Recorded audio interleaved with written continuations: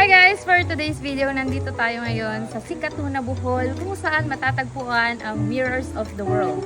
So dito, iikutin natin ang buong mundo in just one place in one day. Tara!